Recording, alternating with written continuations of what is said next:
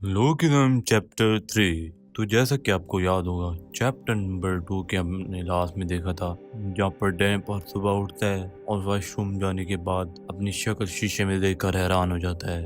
और तभी वॉशरूम से बाहर आता है और बिस्तर पर देखता है कि उसकी मोटी बॉडी सोई हुई होती है। चैप्टर 3 के स्टार्टिंग में डैन पर अपनी बॉडी की तरफ देखकर बोलता है, कोई शक नहीं है कि ये मैं ही हूँ। और अपनी मोटी बॉडी को देखकर बोलता है, ये भी मेरी ही बॉडी है।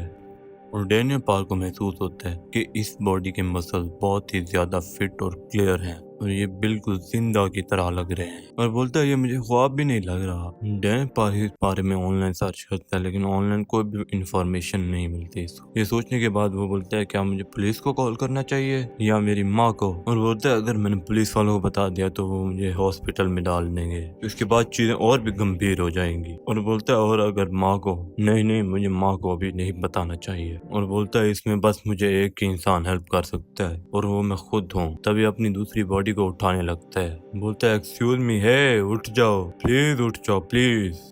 लेकिन उसकी दूसरी मोटी बॉडी बिल्कुल नींद में होती है और ये स्लिम वाली बॉडी बोलते है, उठ जाओ प्लीज, मुझे तुम्हारी हेल्प चाहिए। तभी मोटी बॉडी नहीं उठती तो इसलिए उसको जोर से ऐसे थप्पड़ लगा देता है। तभी उसकी आंखें खुल जाती हैं और अपने हाथ को देखकर बोलता है, क्या ये सब कुछ ख्वाब था? ये मेरा मोटा हाथ क्यों है?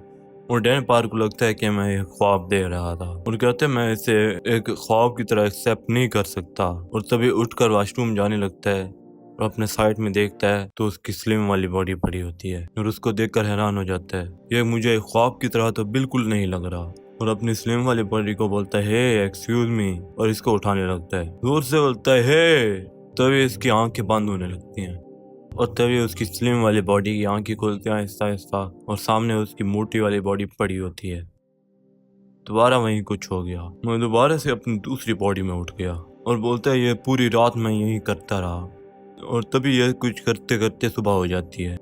तभी अपनी ये स्लिम वाली बॉडी में बैठा होता है और बोलता है, मुझे कोई आइडिया नहीं है ये मेरी दूसरी बॉडी क्यों बनाई गई है और ये सब कुछ मैं किसी को बता भी नहीं सकता। ये सब कुछ होने के बाद डैन पार बोलता है, इस सब के बाद मुझे अंदाजा हुआ है कि अगर मेरी एक बॉडी सो जाती है तो वो खुद ब खुद नहीं उठ सकती। और बोलता है, दूसरी चीज जो मुझे पता लगी है, अगर मैं अपनी दूसरी बॉडी को फोर्सफुली उठाऊं तो पहले ऑटोमेटिकली सो जाती है। और बोलता है, तीसरी चीज जो मुझे पता लगी है, जब एक बॉडी सो रही होती है उसको भूख भी लगती है और वो वॉशरूम भी जाना चाहता है। और बोलता है, मैंने अपनी दोनों बॉडी को सुलाने की कोशिश की, एक अगर सोई हुई हो तो दूसरे में मुझे नींद नहीं आती। और इस सब के बाद बोलता है, मुझे अच्छी नींद चाहिए जिसके लिए मैं हर 12 घंटे बाद अपनी बॉडी चेंज करता रहूंगा। और बोलता है, चौथी बात जो मुझे पता चली है, मेरी कॉन्शियसनेस 24/7 एक्टिव रहती है। और अपनी मोटी बॉडी में उठकर बोलता है, मुझे लगता है कि मुझे स्कूल जाना चाहिए, ये सिचुएशन कोई भी समझ नहीं सकता। और तो इस स्कूल का सीन दिखाया जाता है जहाँ पर लड़कियां किसी को देखकर बोलती हैं, इसने अपने बाल डाई कराए हुए हैं, ये कितना खूबसूरत लग रहा है। और इस लड़की को दिखाते हैं जो बोलता है, ये लड़कियां सारी मेरी तरफ देख रही हैं। और लड़कियों के साथ से कोई गुजरता है